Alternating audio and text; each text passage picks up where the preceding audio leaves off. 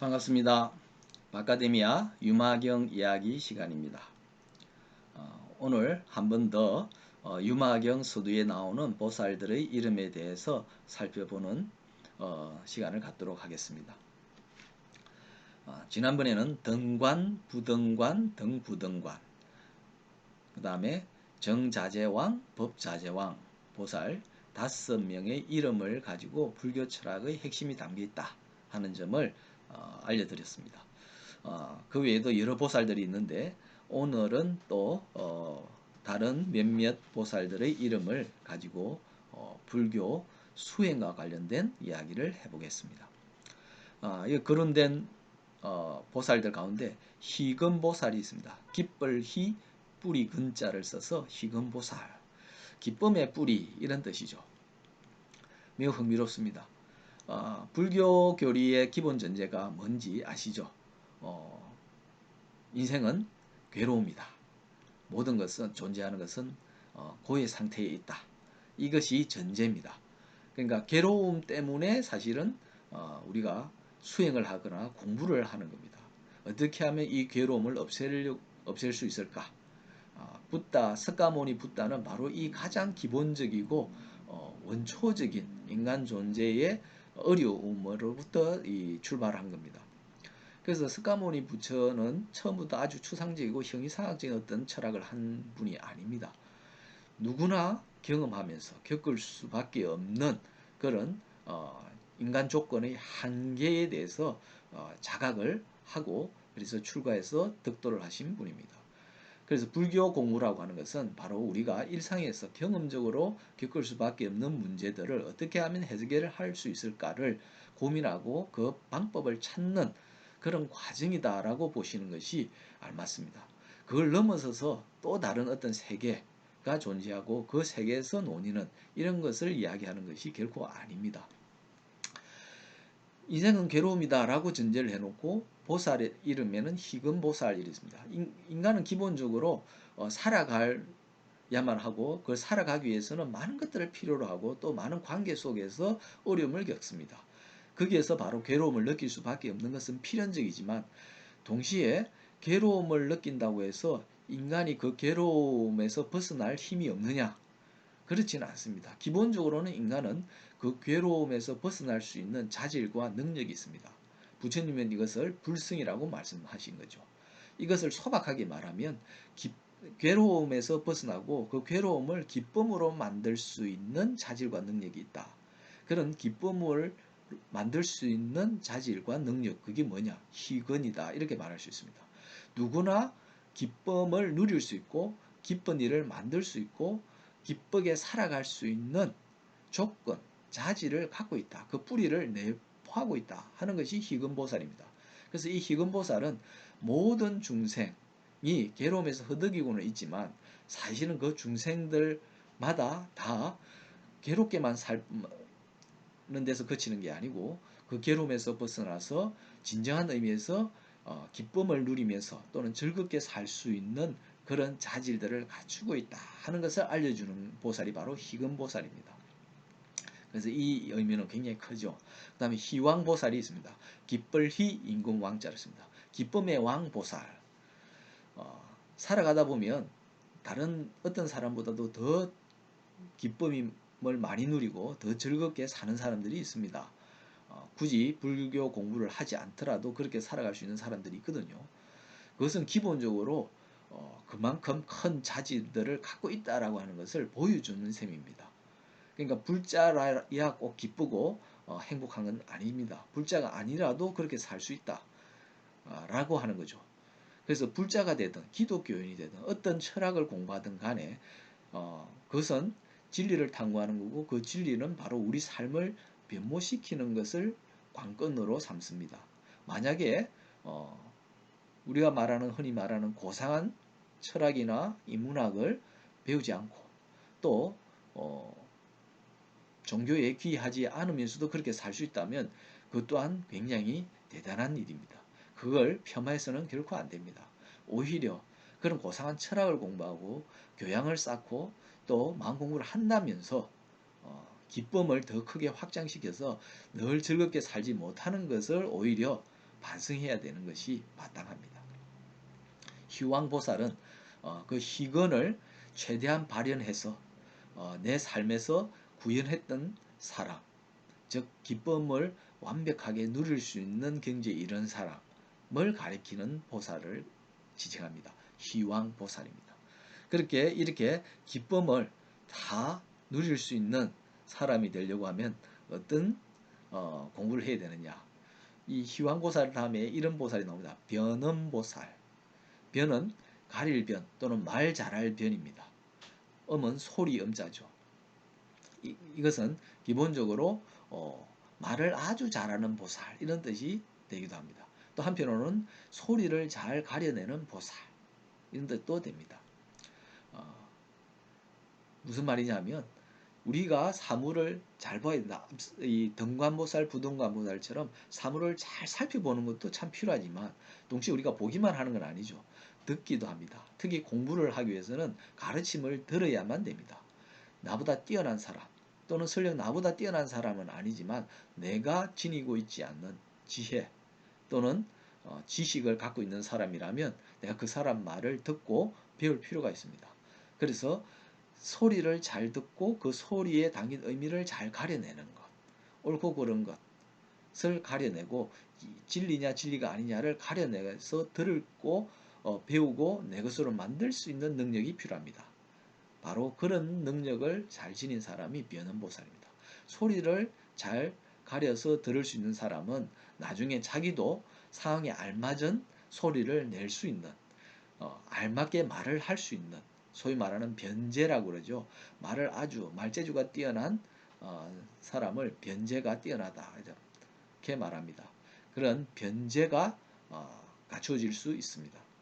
그런 능력을 가진 보살이 바로 변음보살이다. 그래서 시작을 할 때는 다른 이들의 소리를 귀담아 듣고 잘 가려내는 그런 능력을 키우고 그런 능력을 키우면서 지혜가 형성되면 또 지혜가 깊어지면 나중에 내가 아주 뛰어난 말재주를 또 발휘할 수 있다 하는 것이 이 변음보살의 이름에 감추어져 있습니다. 그 다음에 또 사자후보살이 있습니다. 부처님의 설법을 사자후, 사자가 포효하는 것과 같다라고 해서 사자후로 많이 묘사를 합니다. 물론 부처님은 완벽하게 이 모든 보살들의 자질을 다 갖춘 분이니까 두말할 것은 없죠. 그러나 이제 부처님이 되기 전에 수행의 과정을 걸어가는 사람들은 한 가지 한 가지씩 능력을 체득해서 내 것으로 온전히 갖추는 그런 훈련을 할 수밖에 없습니다. 그 과정에서 이 사자후 보살이 등장했다고 보시면 됩니다. 앞서 변음보살 이야기를 했는데 말 그대로 단순히 말을 잘하는 그러한 수준을 넘어서서 어떤 대상이든 그 대상에게 필요한 말을 적절한 방식으로 알맞게 표현을 하기 때문에 그네들의 뇌리에 꽉 박히고 그네들의 마음에 깊이 꽂히는 그래서 감동을 주고 감흥을 일으키는 그래서 온몸이 흔들리는 듯한 그러한 충격과 함께 감동을 또는 법열을 느끼게끔 해주는 그런 설법을 펴는 사람이 바로 이 사자후 보살입니다. 그러니까 짐승들이 사자가 포효하는 소리를 들으면 온몸이 사시나무 떨듯이 막 떨리겠죠. 그러한 체험을 할 수 있도록 내공을 갖추고 설법을 할 수 있는 보살이 바로 사자후 보살입니다. 사자후 보살에 이어서는 뇌음보살이 있습니다. 우리의 뇌성과 같은 소리를 내는 보살 이런 뜻이니까 사자후 보살과 거의 다를 바 없는 대등한 그런 경지에 이른 보살이다라고 말할 수 있습니다. 그리고 또 이런 보살이 있습니다. 상정진 보살. 육바라밀 가운데 하나가 정진바라밀입니다. 정진, 내가 지니고 있는 모든 기운을 다 쏟아서 한 걸음 한 걸음 나아가려고 하는 것이 정진입니다. 상은 항상 늘 이런 뜻입니다. 그래서 늘 정진하는 보살이 바로 상정진 보살입니다. 왜 이 상정진 보살이 보살의 이름이 될 수 있었느냐? 정진을 하는 것은 누구나 사실 쉽습니다. 잠깐 마음을 일으켜서 내가 정진할 수 있습니다. 한 시각 또는 2시간 또는 반나절 또는 하루를 정진하는 것은 누구나 가능하고 할 수 있습니다. 그런데 이렇게 하루를 오롯이 정진하는 것은 날마다 흔들림 없이 흐트러짐 없이 할 수 있느냐 하는 거죠. 그것은 모든 중생들이 어려워하는 겁니다. 여기 상정진보살은 바로 정진을 늘 한결같이 오늘 하루 오롯이 정진하는 것을 날마다 거듭하는 거죠. 물론 그것을 미리 내가 떠올려서 날마다 이런 정진을 하겠다 이렇게 다짐을 한다고 해서 이렇게 쉽게 되지는 않습니다. 우리가 높은 산을 오르는 것처럼 한 걸음 한 걸음 착실하게 내딛으면서 가야 됩니다.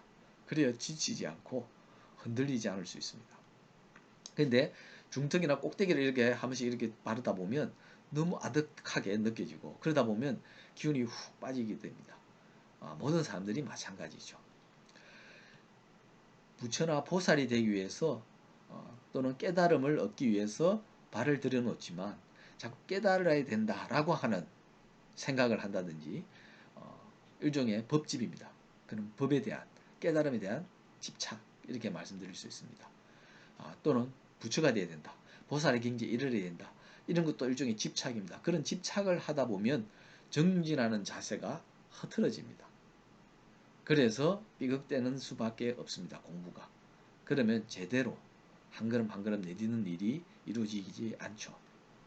그래서 상정진 보살이라고 하는 이 보살의 이름에서는 지금 이 순간, 지금 여기에서 내가 할 수 있는 것을 지극한 마음으로 다 한다는 겁니다. 그것을 늘 계속 이어갈 수 있도록 하는 보살이라는 거죠.